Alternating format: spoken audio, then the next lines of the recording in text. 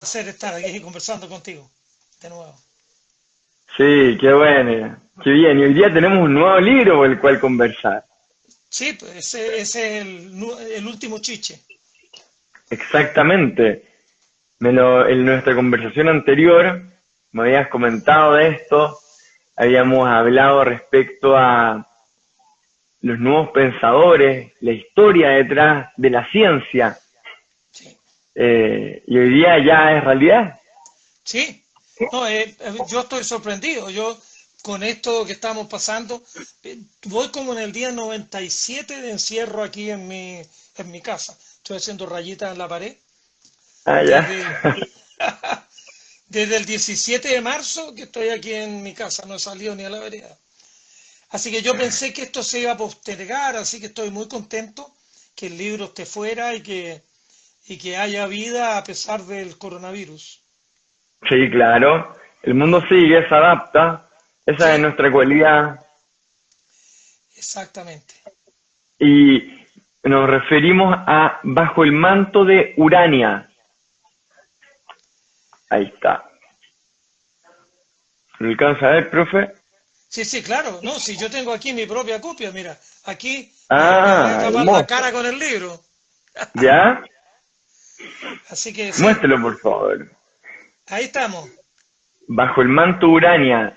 Urania, ¿nos lo puede describir, profe? Yo estuve leyendo un poco que dicen que es como la parte sexy de las estrellas, ¿no? No, no, no, mira, Urania en la mitología griega hace ya 25 siglos. Urania es una de 9 hijas que tuvo Zeus con Nemosina. Nemosina era la diosa de la memoria. Y Nemosina y Zeus tuvieron así su touch and go, digámoslo. Zeus durmió con ella 9 noches y nacieron 9 hijas. Y esas son las musas.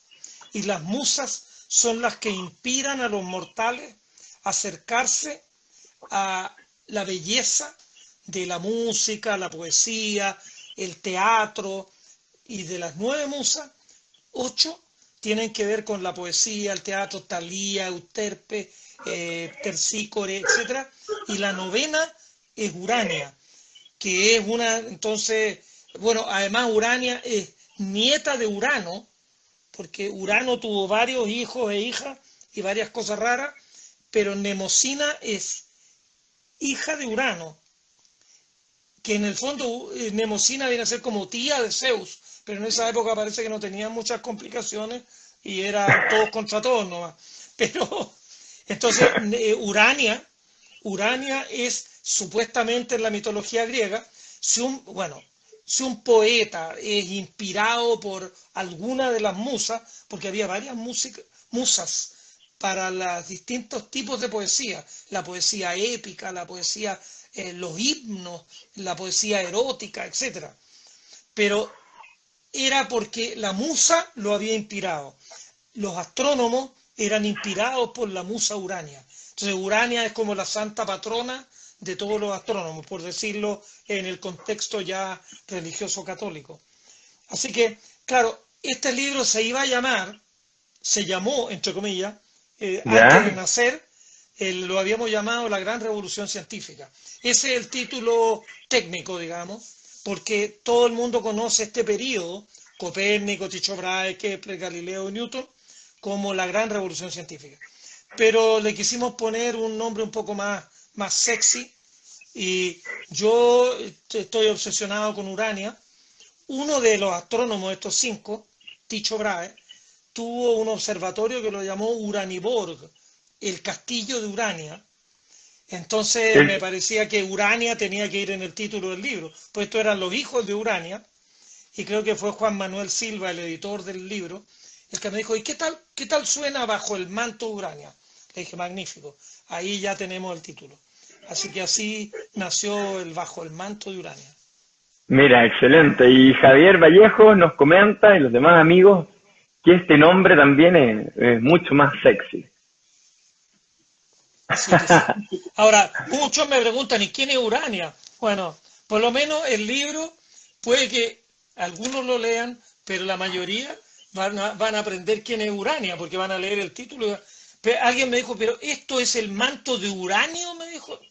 Bueno, esto no tiene nada que ver con el uranio, ni con la radioactividad, ni con las bombas atómicas. Urania es una chiquilla que la representan como una niña muy buena moza, y que es la que está detrás de los astrónomos, empujándolo y dándole algunas pistas para que lleguen a las verdades del universo. Mira, fenomenal. Tal como las otras musas inspiraban en la poesía, Urania En la inspira astronomía. en la astronomía, en la ciencia. Sí, sí, sí. Y ahora tenemos este hermoso libro que lo que hace es describir cómo ha avanzado la ciencia a través de estos grandes pensadores, Sí, profesor. mira, en la historia siempre se tratan de encontrar como periodos claves, periodos que son como bisagras, porque en la historia de la humanidad ha habido periodos largos en que no pasaba prácticamente nada. Incluso, bueno, los libros de este historiador eh, israelita Harari Sí, lo dice con toda claridad. De repente, si uno nació a comienzo del siglo XIV o si nació al final del siglo XIV, uno su vida hubiera transcurrido más o menos en los mismos términos. La vida del bisnieto a finales del siglo XIV fue igual que la vida del bisabuelo, pues la vida se iba repitiendo de una en otra, y a lo mejor incluso ocupaban la misma casa, y iban a labrar el mismo campo, y usaban, bueno, los mismos bueyes, o los bueyes, bueno, no los descendientes de los bueyes, eso ya no podían tener descendientes, pero otros bueyes. Entonces, pero acá, este periodo que yo describo en el libro, es un periodo de esos en que hay un antes y un después. La ciencia antes de Copérnico, la ciencia antes de Copérnico venía desde el siglo II. Del siglo II al siglo XV no había pasado nada. Toda la ciencia astronómica era Ptolomeo.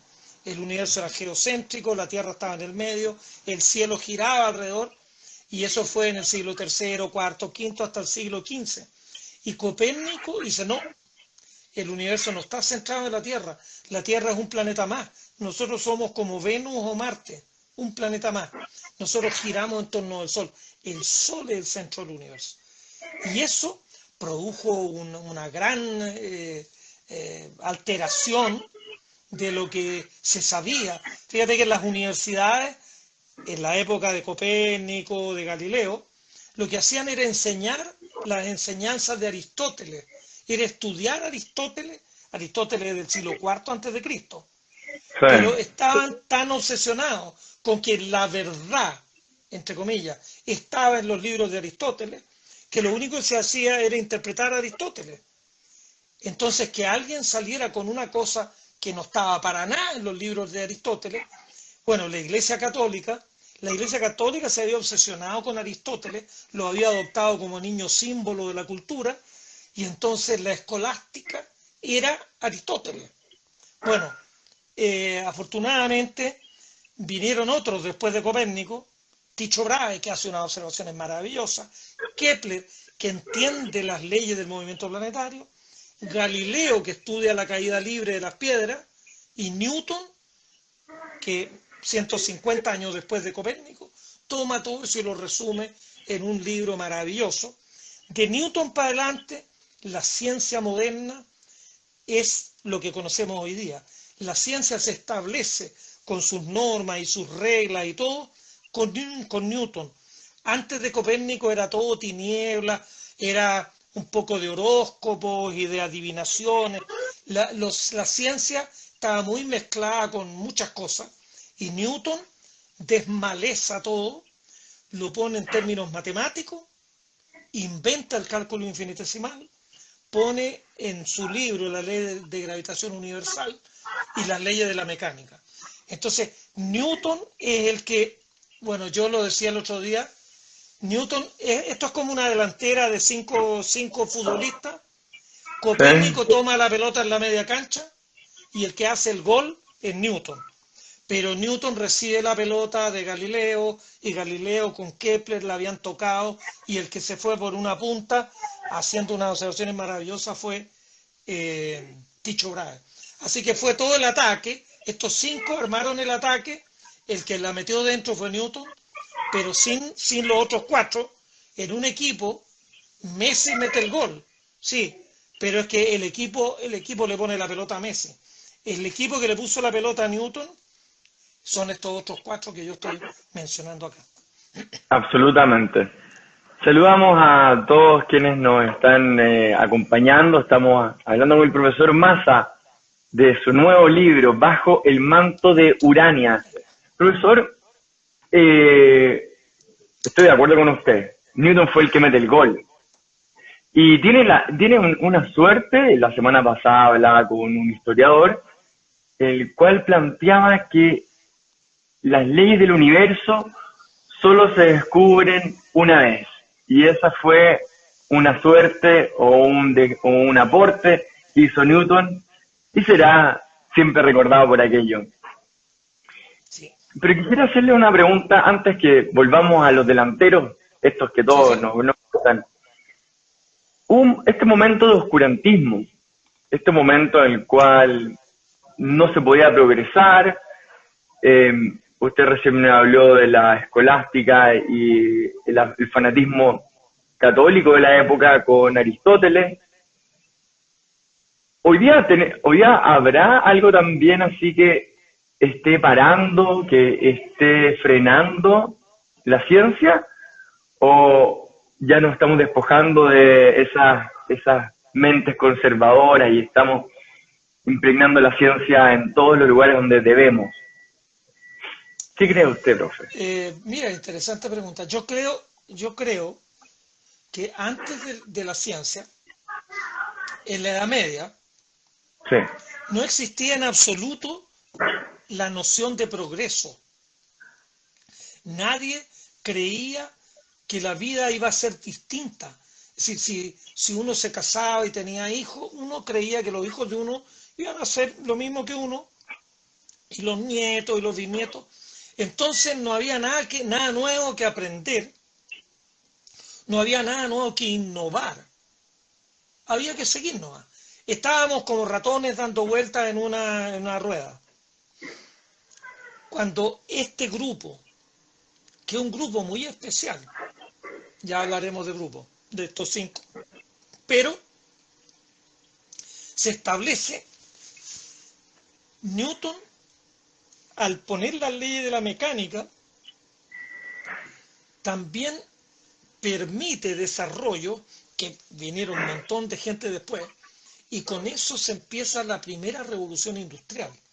Y la revolución industrial empezó en Inglaterra, que son los hijos de Newton, digamos, y ahí la idea de progreso, de que podemos cambiar un procedimiento en la agricultura y podemos hacerlo distinto y el campo nos puede rendir más. Y podemos, fíjate que antiguamente la única fuerza que teníamos disponible para hacer algo era la fuerza humana. Pero después a algunos se les había ocurrido ya, por ejemplo, hacer una noria y tener un caballo que estuviera dando vueltas, y la fuerza del caballo a uno le permitía moler el grano en un molino, o una rueda que se moviera con el agua, y que eso también permitía. Entonces el agua o el viento o el caballo, los animales, permitían, digamos, incrementar la fuerza del hombre. Pero por ahí en una de estas, en el siglo XVIII, no me acuerdo exactamente cuándo, empiezan a experimentar con otro tipo de cosas y se dan cuenta que si uno hierve agua, el vapor de agua tiene una fuerza notable. Y entonces empiezan a usar la fuerza, en el fondo empiezan a sacarle energía, primero a la madera, con palos, hacían una fogata, hervían agua y el vapor de agua movía ciertas cosas. Y después empiezan a usar el carbón de piedra, que es mejor, más eficiente que la madera. Y después se le ocurre inventar la máquina de vapor, que uno mete vapor y la va moviendo. Y la máquina de vapor empezó a aparecer, pero de repente a alguien se le ocurrió que en locomotora, uno podía poner una cuestión de vapor y tenía un locomóvil, una cosa que se movía. Y ahí viene ya eso en el siglo XIX, el tren, y se empieza a llenar de líneas de tren en Inglaterra, Estados Unidos, todas partes. Entonces es un progreso que no ha parado hasta hoy día. Lo que yo veo es que hay algunas fuerzas, entre comillas, medio retardatarias, que alegan de que el hombre está loco. Antes vivimos durante muchos siglos con la idea de que el progreso no existe.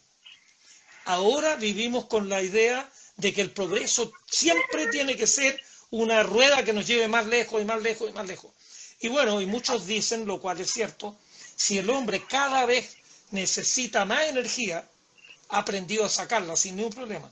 Pero si necesita cada vez más recursos materiales, si necesitamos más minerales, más metales, más de todo, bueno, los recursos son finitos y si esto no puede seguir creciendo hasta el infinito. Entonces uno va a tener que, en un momento dado, el consumo de energía per cápita. Mira, el consumo de energía per cápita que había, esto son cifras de hace 20 años, al comenzar el siglo XXI, el consumo de energía per cápita en Estados Unidos era tan grande que si ese consumo uno lo extrapolaba al planeta completo, el consumo de energía iba a generar un calentamiento en el planeta que iba a hacer que el planeta cambiara para siempre, y que es más o menos lo que estamos viendo hoy día. Entonces, efectivamente, uno no puede, mira, yo viví 5 años en Canadá, en los años 70, y una cuestión ridícula, que yo, claro, aquí acostumbrado a estar abrigado en el invierno, y en Canadá en el invierno tiene 20 grados bajo cero. Sin embargo, la calefacción en los edificios, en el edificio de la universidad donde yo estaba como en 26, 27 grados. Yo tenía que estar en manga de camisa, incluso en mangas cortas, pues si no me asaba en el invierno, adentro. Y en el verano, que por unos 2 o 3 meses la temperatura es muy alta en Toronto, la temperatura en el edificio mío eran 20 grados. Entonces tenía que tener una chomba, porque si no me moría de frío, sentado en mi escritorio en el verano, adentro del edificio, me entumía. Entonces uno dice, bueno, ¿cuál es la temperatura confortable? En el invierno, que afuera hace 20 grados bajo cero, me ponen aquí 25, 26, y en el verano me ponen 20. Entonces pasaron una ley, mientras yo estaba allá en Canadá, que los edificios no podían cruzar las temperaturas. Tenían que definir una temperatura de confort, y esa temperatura en el invierno, por ejemplo, 23 grados, una temperatura bien razonable, en el invierno subirla a 23 grados, y que uno estuviera, o incluso un poquito menos, y en el verano también por ahí 22 o 23 grados. Pero se despilfarraba, además en Toronto, fíjate, las casas antiguas, algunos amigos míos vivían en casas antiguas, tenían todas doble ventana, una ventana afuera, 10 centímetros, y otra ventana adentro. Entonces tú tocabas la ventana adentro y no estaba fría. Pero como los vidrios mejoraron y no sé qué, además con calefacción a lo bestia, todos los edificios de la época en que yo estuve, los años 70, tenían un cristal simple. Y yo tocaba los cristales del departamento que yo arrendaba de la universidad, estaban helados, pero más helados que pata de pingüino. Pero la calefacción estaba un poquitito, el vidrio estaba como por fuera de la ventana, y una calefacción, un aire caliente extraordinario. Se gastaba mucha energía. Tenemos que aprender a ser prudentes, tenemos que bajar. Podemos calefaccionar para no morirnos de frío, pero adentro de la casa, mira, yo aquí estoy abrigado con un polar y ni un problema. Entonces no necesito tener aquí 4 estufas, porque no se necesita. Y en el verano, claro, ojalá uno tuviera un aire acondicionado, yo aquí no lo tengo, pero si uno lo tiene, no tiene para qué poner esta cuestión para que caigan las estalactitas en el verano.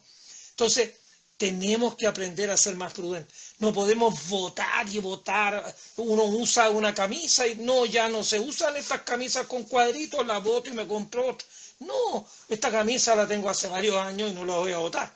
Pero el despilfarro de la sociedad actual hace que muchos crean que hay que volver a época primitiva. Pero no, eso no se puede. No se puede por una razón muy simple.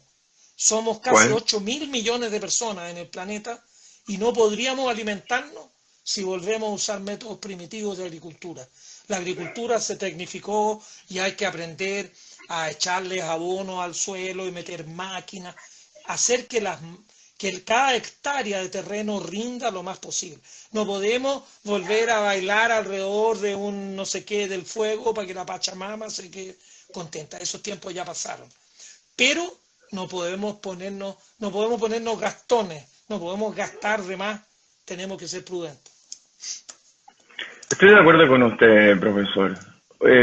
Son asuntos de un aumento de la conciencia responsable, la que nos va a llevar a tener un mejor uso de la energía y también unas mejores relaciones humanas, me imagino. Por supuesto que ver al planeta como un ser vivo más. Y en ese sentido, profesor, bueno, aquí tengo algunos amigos que nos están comentando. Ajá. Pasó el doctor Nico Soto, ahora la Juanita Ringling, hablan respecto a la agricultura del ganado y cómo se despilfarra agua en esa materia en particular. Sí, claro. O hay un gran movimiento de veganos y de gente del mundo del vegetarianismo, el naturalismo, el cual nos llaman fuertemente a toda la población a restringir nuestros usos de la energía. Y quisiera preguntarle, profesor, con eso, ¿usted cree que la ciencia nos va a ayudar a dar ese paso, Mira, a mejorar? yo te digo una cosa, que yo creo que, mira, mucha gente tiene una confusión. La ciencia es una manera de pensar que desarrolló el ser humano. Y esa Sí, manera de pensar nos puede llevar por el lado oscuro o por el lado claro. Y yo creo que la ciencia no nos ha metido en problema la ciencia. Yo te digo una cuestión, yo soy bastante carnívoro, no tengo nada de vegano, pero cuando veo la manera que en los criaderos crían los pollos que nos comemos, es a mí terrible. me dan ganas de no comer jamás un pollo. Pero eso no es que la ciencia nos obligue a crear los pollos así.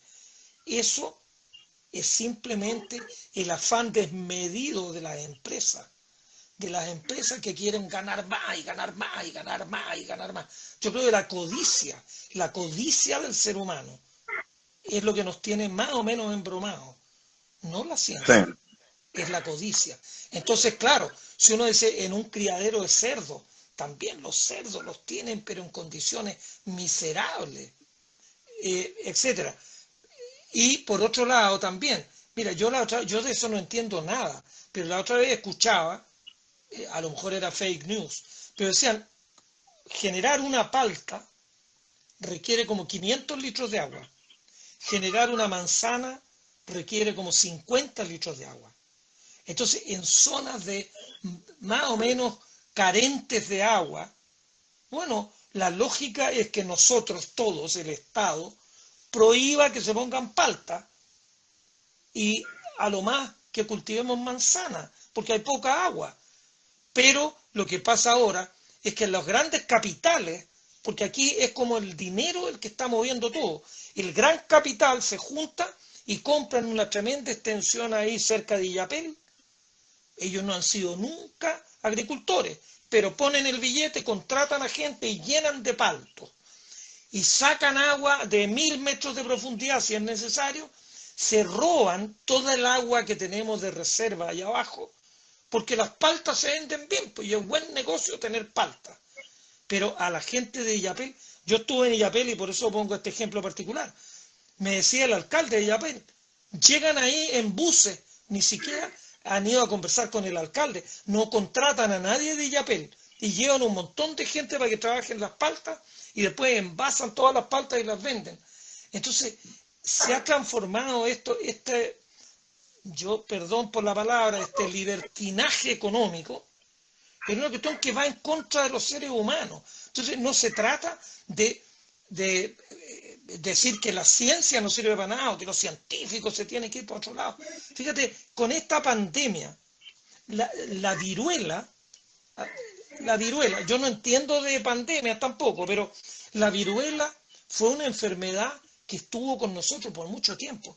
Era un virus que es más agresivo que el virus del COVID-19, que asoló a Europa y a Chile. Los españoles trajeron la viruela a América, pero con vacunación, la ciencia moderna eliminó la viruela. Hoy día no hay viruela en el mundo. Mira, en mi época de joven, hace 60 años, la poliomielitis era una enfermedad terrible. Y con la vacuna Sabin, que son unas gotitas que uno le pone a todos los niños, hoy día no hay poliomielitis en el mundo. Entonces, ¿qué vamos a decir? No queremos vacuna y no queremos ciencia y no queremos nada. Y cuando vuelva alguna de estas enfermedades, ¿cómo lo vamos a hacer? Mira, en Chile y en el mundo entero, en estos 5 de mi libro, El manto de Urania, Kepler se casó 2 veces y tuvo como 5 hijos en cada matrimonio, de los cuales en el primer matrimonio murieron 3 de entrada, y Frederick, que era el niño preferido de Kepler, que tenía como 7 años, también murió. Del primer matrimonio le quedó un hijo, y del segundo creo que le quedaron como 2 o 3. La mortandad infantil en Europa y en Chile te estoy hablando, cuando yo era niño, en el campo, tú le preguntabas a una campesina, la señora de un campesino, ¿usted cuántos hijos tiene? Bueno, vivos tengo 5 y otros 5 que ya no partieron, porque como que guagua por medio le daba una diarrea y se moría antes de los 2 años. Hoy día la mortalidad infantil es mínima. Entonces, la ciencia, claro, si uno mira la brutalidad, la bomba de Hiroshima y la bomba de Nagasaki, para mi gusto, la bomba de Nagasaki es de un nivel de brutalidad extraordinario, porque ya la bomba de Hiroshima es una brutalidad que es indescriptible, pero tirarle una segunda bomba en un periodo de 2 o 3 días a Japón, entonces vamos a decir, no, es que la ciencia es la culpable. No, fueron los políticos norteamericanos, el presidente Truman, el que dio la orden que le tiraran la bomba a Nagasaki. Entonces se culpa a la ciencia cuando en realidad la ciencia no tiene la culpa. Es tan tonto como culpar a las pistolas de andar matando gente. No, las pistolas no matan gente, son los idiotas que andan disparando los que matan gente. Claro, Absolutamente, profesor. por otro lado también hay argumentos. En Estados Unidos, bueno, tú vas a comprar aspirina y podés comprarte una metralleta. Y te están al lado de la aspirina las metralletas. Y no te preguntan para qué la quiere la metralleta. Entonces, también el uso indiscriminado de armas, o la venta, la tenencia indiscriminada de armas, yo lo encuentro que es fatal. Pero en general, mira, el movimiento antivacuna a mí me complica la perdiz.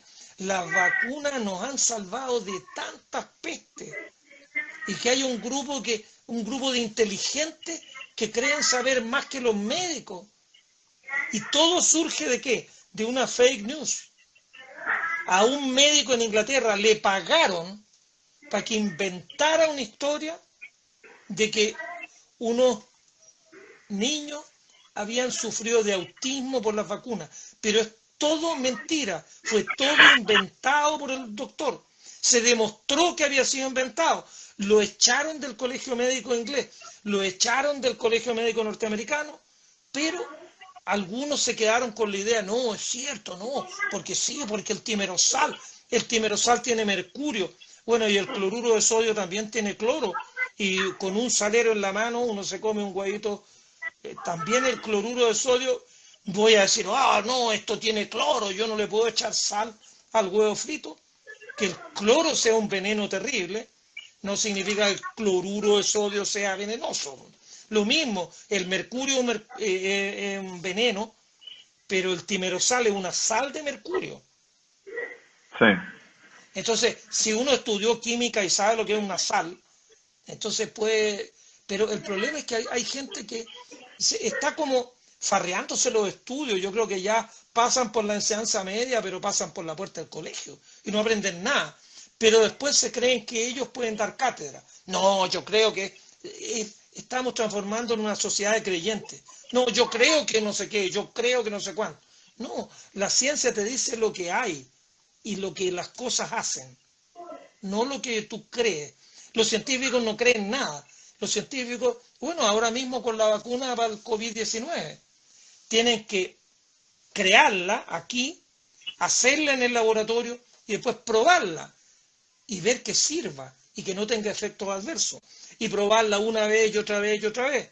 Y cuando se vea que no tiene efectos adversos y que realmente cumple la función y que lo demuestren estudios serios con muestras en que vacunaron a 1000 y los 1000 no se enfermaron y los 1000 desarrollaron anticuerpos y en otro lado otros 1000, etcétera, ahí recién alguien va a decir, aquí está la vacuna y con esta podemos vacunar. Entonces, las cosas, las decisiones no se toman así. No, yo creo que la vacuna que están haciendo los chinos va a resultar. O no tengo fe en la vacuna de los israelitas. No, vamos a ver qué vacuna funciona. Así es, vamos a ver y esperemos que llegue pronto porque todos Sí, la necesitamos. Invito a todos los que nos están viendo a preguntar, a dejar sus preguntas en el sticker o comentarios para poder hacer esta conversación interactiva con la gente. Hay muchos que le comentan, profesor. Voy a leer un par de comentarios, ¿le parece? ya, claro, sí, sí. ¿Cree usted que la comunidad científica debería tener una participación activa en los planes de estudio del Ministerio de Educación? Yo creo que sí, yo creo que sí. Yo creo que, mira, los planes del Ministerio de Educación se han ido modificando suavemente, pero todavía la manera como enseñamos hoy día en Chile corresponde a una visión de la educación del siglo XIX. Tenemos que cambiar totalmente, pero totalmente la manera de enseñar. Tenemos que enseñar a que los niños razonen. Tenemos que enseñarles a pensar a los niñitos. Y si yo me pongo a hablarle de algo a los niños, tengo que preguntarle, pero tú, ¿qué te parece esto? No, mire, y el niño te va a decir cualquier cosa y uno dice, no, mira, eso no es correcto por tal razón. Y si uno produce una conversación entre los niños, al final vamos a llegar, por ejemplo, si yo les pregunto a los niños, ¿tú por qué crees que ahora estamos en invierno? Y los niños dicen, no, es que me tinca que estamos lejos del sol. ¿Tú crees que estamos lejos del sol? Pero entonces, ¿pero estamos lejos nosotros o el planeta Tierra? No, el planeta está lejos del sol. Bueno, pero es que ahora, mira, hay una temperatura enorme en el hemisferio norte. El hemisferio norte también es parte del planeta. Pero si estamos lejos del sol, en el hemisferio norte tendría que ser invierno. Es decir, ¿tenemos un invierno en todo el planeta o el invierno es solo acá en el sur? Y si uno le va mostrando que ahora es verano en el norte, entonces no puede ser por... Es decir, te estoy poniendo un ejemplo que es la primera tontera que se me ocurrió, pero si Sí. uno los va llevando razonando, bueno, los niños sí que van a entender lo que uno le está explicando. Pero si uno le dice, ya, cállense y anoten y escriban y memoricen y me lo dicen para la próxima clase, eso de aprender cuestiones de memoria. Yo fíjate que todavía recuerdo algunas tonteras que me enseñaron de memoria, que las aprendí porque solía tener buena memoria y las escribí y me saqué buena nota en la prueba, pero nunca las entendí. Y años más adelante, yo dije, esta cuestión en realidad sí, claro, tiene razón por tal cosa, pero yo me decían algo, lo tomaba, me lo aprendía, pero ni siquiera de repente me lo cuestionaba. Ahora tenemos que, el razonamiento científico, el método científico, un colega una vez, un científico, decía, si el método científico sirve hasta para hacer cazuela. Y todos quedamos mirándolo. Y yo decía, claro, porque yo más o menos creo lo que tiene la cazuela y hago una cazuela y me queda mala. No le eché sal. Entonces la próxima vez la hago y le echo sal. Pero resulta que eché todo junto y unas cuestiones quedaron súper cocidas y otras quedaron medio crudas. Entonces me doy cuenta que una cosa hay que echarla antes y la otra cosa hay que echarla después. Y en la medida que yo haga 20 veces una cazuela, ahora que estamos encerrados y que estamos dedicados a cocinar, aplicando el método científico de ensayo y error, uno aprende de sus errores, modifica algo, lo hace de nuevo, ve que le salió un poco mejor, pero todavía falta, etcétera, etcétera. Entonces es una manera de pensar, la ciencia es una manera de pensar, no es una religión. Aquí no hay que creer en la ciencia. Excelente, profe. Saludamos a la gente del canal 13C que nos está revisando esta conversación Mira, y los ya, invitamos, por supuesto, a ellos a incluir más ciencia y, como decían otros amigos más en los comentarios, más ciencia, más profesor Massa, más cultura, la necesitamos de manera urgente. Sobre todo ahora que estamos en momentos de reflexión, en momentos de donde estamos con nosotros mismos. Llenarnos de cultura, de aprendizaje, de desarrollar aquellos talentos y cosas que habíamos dejado por llevar una vida tan apurada. Este es un buen momento para volver a los libros o para incluir en conversaciones que nos desarrollen el cerebro, que nos desarrollen nuestra manera de pensar. Y en ese sentido, profesor, volvemos al manto Urania. ¿Qué científicos brillantes podemos ver en este libro? bueno, mira, hay 6 científicos, yo quería escribir sobre 5, pero me di cuenta que partir directamente con Copérnico, sin hacer un preámbulo, era mucho. Entonces, el primer capitulito es sobre Ptolomeo. Pero Ptolomeo, la teoría que escribe, es decir, todo el modelo de Ptolomeo se conoce bien, pero Ptolomeo no se sabe ni muy bien en qué año nació, ni en qué año murió, ni nada. Así que a Ptolomeo, a pesar de que está en el libro, dejémoslo. Los otros 5 científicos tienen alguna, te voy a decir la parte humana, tienen una primera característica que ya me parece muy interesante. Copérnico era polaco, en el norte de Polonia, en un pueblito. Sí. En Chile hay como 100 ciudades más grandes que Frauenburg. Frauenburg tenía 1500 personas. Realmente habría que buscar con lupa un pueblo más chico que Frauenburg acá en Chile. Bueno, polaco. Después sigue Tycho Brahe, que era danés. Sí, también del norte. Del norte. Vivió en una isla entre Dinamarca y Suecia. Después viene Kepler, que es alemán. Después viene Galileo, que es italiano. Y todo el movimiento culmina con Newton, que era inglés. Eran de 5 nacionalidades distintas, distribuidas sobre toda la geografía de Europa.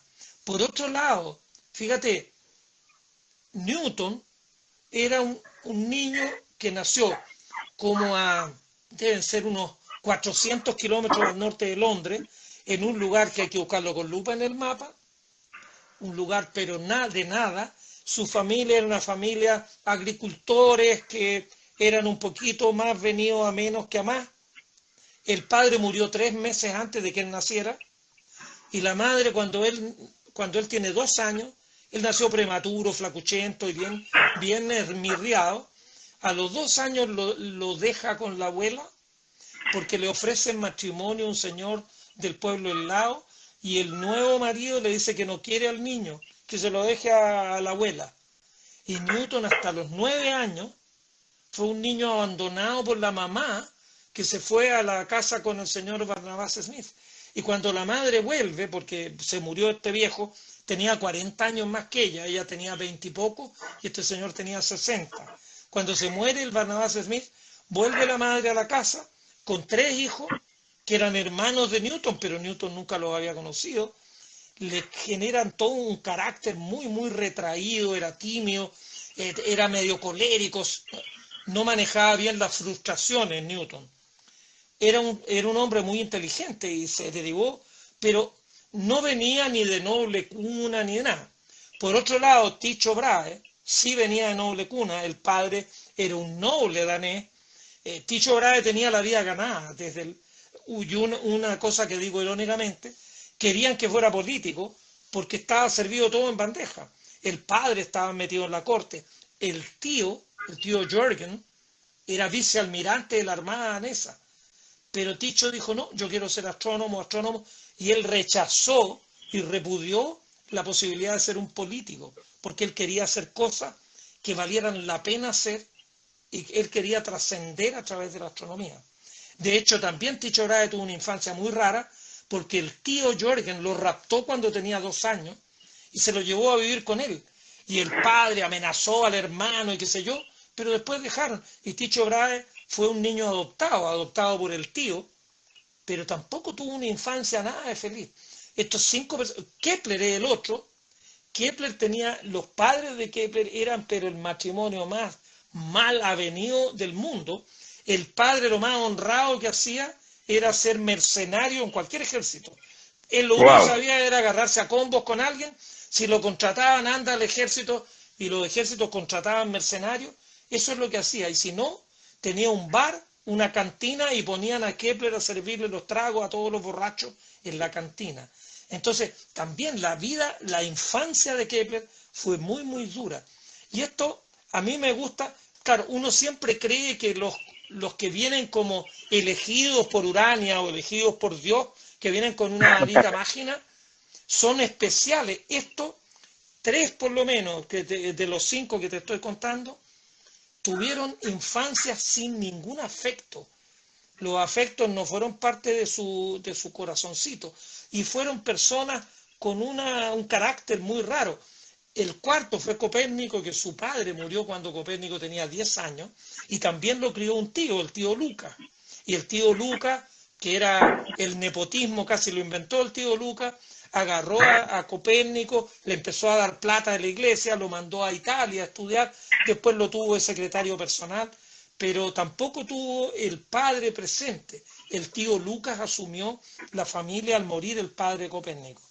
El único que llevó una vida un poco más normalita fue Galileo, y de hecho Galileo era el que tenía más personalidad, se plantaba frente a cualquiera, era más peleador que el diablo Galileo.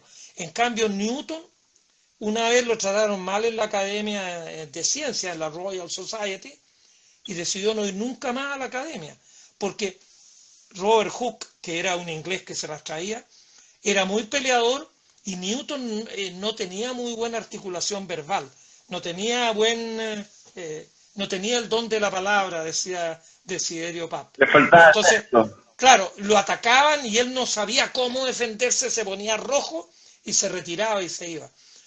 Entonces, son tipos muy inteligentes que tuvieron infancias muy duras, pero que tenían como una obstinación. A lo mejor era porque Urania los había agarrado de una oreja y los quería llevar por un camino. A lo mejor alguien, bueno, hay un libro muy bonito, que a lo mejor ustedes lo tienen ahí, que se llama Los sonámbulos de Arthur Koestler. Los sonámbulos, Arthur Koestler era un tipo muy especial, y escribió un libro muy bonito que lo llama Los sonámbulos, que es la vida de Copérnico y sobre todo de Kepler. Y claro, ahí muestra su corazoncito Kepler, alaba a Kepler y lo eleva a Ese es, la... Los Exactamente, Sonámbulos. Los sonámbulos. Ese libro es muy bonito. Si alguien se entusiasma con continuar, más allá de lo que cuento yo, claro, yo hablo 20 páginas sobre Copérnico. Ahí en ese libro Kepler habla 100 páginas de Copérnico y como 200 páginas de Kepler. Pero le tiene mala barra a Copérnico y muy buena barra a Kepler. Bueno, Ajá. y el título dice pues, que Kepler tenía como un sonambulismo. A pesar de estar dormido y a pesar de la oscuridad, sabía para dónde quería ir y sabía a dónde quería llegar. Y ese sonambulismo lo hace tener éxito. Entonces, a lo mejor todos estos eran sonámbulos que caminando un poquitito en la niebla, llegaron al objetivo que se habían propuesto. Qué increíble, profesor, que la mayoría de las historias de éxito, entendiendo el éxito como la posibilidad de realizar sus sueños en realidad. No, no me refiero a un éxito material, sino que la capacidad de poder desarrollar. Casi siempre es gente que tuvo una vida bien difícil, sobre todo en la infancia. Acá ilustrarnos respecto al mundo de la ciencia, pero también si vemos el mundo de los emprendimientos, las actividades comerciales u otras. Y creo que es bien esperanzador para todos aquellos de los cuales de repente la vida no es fácil. El Sí, mira, saber e inspirarse dentro incluso de... Díganme, por yo, favor. yo lo he escuchado también en las artes por ejemplo, la novela o la poesía. cuando un poeta lleva una vida pero súper regalada y le va súper bien, como que la poesía no le sale. Pero cuando lo deja la amada y que él se quiere morir porque él se moría por esa mujer y ella se fue, el tipo con el corazón roto escribe unos versos que son maravillosos. Entonces, parece que hay que sufrir un poquitito como para tener el empuje, como que tener la inspiración viene más desde la necesidad y el sufrimiento. Arriba de un yate uno lo pasaría a bomba, pero allí arriba del yate nadie escribiría poemas y nadie miraría el cielo. Así que a lo mejor eso es la venganza de los que hemos tenido una vida un poquitito más ajustada. Muy rara vez hay un ejemplo de un científico inglés que es muy bonito. Bueno, yo hice clases de historia de astronomía muchos años, hice un montón de cuentos. Sí. Hay un Cuenta, por científico favor. inglés que se llamaba Cavendish, que Cavendish tenía títulos nobiliarios y tenía plata, pero plata del verbo plata, al punto que poco menos que el Banco de Inglaterra, dentro de las cuentas de todos sus clientes, el cliente que la mitad de la plata del banco era de Cavendish. Y cuenta la Wow. anécdota, pero él lo único que quería era muy tímido, no conversaba con nadie, además era misógino a morirse. Él vivía en una casa solo, era soltero, pero las chicas, tenía varias mujeres en la servidumbre, estaban obligadas a no encontrarse nunca con él de frente. Como era una casa enorme, entonces ellas circulaban por ciertos pasillos.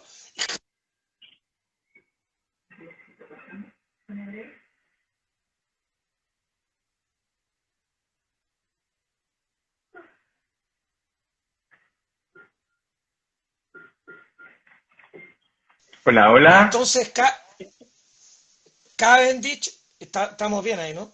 El Sí. Cavendish, él lo único que quería, tenía un laboratorio, era pensar y pensar y pensar. Y una vez un señor del banco llegó a la casa y le pidió una cita. Y él le dijo, bueno, ya venga. Y le dijo, mire, es que hay una posibilidad de invertir dinero aquí y allá. Usted que tiene tanto dinero, podría invertirlo en esto o en aquello. Y Cavendish lo quedó mirando y le dijo, mire, váyase. Váyase y si viene una vez más acá a decirme eso, yo voy a sacar toda mi plata de su banco. Y el banquero se fue con la cola entre las piernas. Pero era millonario en serio. Eh, y sin embargo, fue un gran científico. Fue el primero en medir el valor de la constante de gravedad, la constante G mayúscula, y con ello mide la masa de la Tierra, etc. Cavendish fue un científico, pero Cavendish es el único científico que, viniendo de la nobleza y de la alta aristocracia, dedicó su vida a la ciencia de una manera espectacular. Los otros normalmente han sido gente más bien de clase media o incluso de clase media baja, que se han obsesionado. Ahora, eso también demuestra una cosa: los que tienen éxito en una empresa, muchas veces, son los más inteligentes. Y la inteligencia está distribuida en todas las clases sociales, en todas. Hay mucha gente de clase media y hay mucha gente de clase baja que son notablemente inteligentes. Newton mismo, yo creo que era un tipo de los más inteligentes que ha existido en el planeta, y no era, pero para nada, era de una familia, como dije, de clase media, media avenida menos. Y Copérnico también, bueno, Copérnico el tío estaba más habitutado. Galileo también siempre anduvo con problemas de plata. Kepler, su familia era un desastre. Y Tycho Brahe, el único que tenía un buen pasar, pero el buen pasar no le interesó tampoco. Tycho Brahe era un poquito como Cavendish. Bueno, nunca tuvo la plata de Cavendish, eso no, pero también a lo que a él le interesaba era hacer astronomía. No, ahora Absolutamente. en este libro una cosa que yo te puedo decir, yo trato de, por una parte, decir estos tipos fueron fantásticos, nos cambiaron la vida, muy inteligentes, pero eran seres humanos que en algunos aspectos de su vida yo no envidio para nada la vida de Kepler. No, no, si a mí me dijeran usted querría ser Kepler, claro, la vanidad de uno, decir, sí, que después me reconocieran por las leyes del movimiento planetario, en una de estas lo pensaría, pero cuando pienso yo cómo vivía en su vida cotidiana, tuvo casado 13 años con una mujer que no se entendieron nunca para nada, yo creo que no tenían nada de qué conversar, era una vida muy mala la de Kepler. Galileo tuvo una vida también bastante curiosa. Todo, yo he tratado, cada vez que hablo y enseño sobre estos personajes, de humanizarlos lo más posible, porque los niños necesitan modelos, pero no modelos inalcanzables.